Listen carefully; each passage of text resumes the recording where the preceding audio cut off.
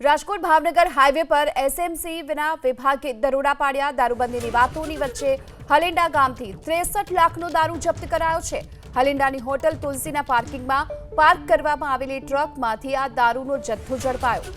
આ ટ્રકમાંથી એસએમસીની ટીમે વિદેશી દારૂની 5000 બોટલ જપ્ત કરી છે।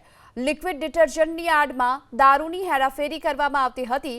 એસએમસીની ટીમે દરોડો પાડતા 4 શખ્સો ફરાર થયા છે।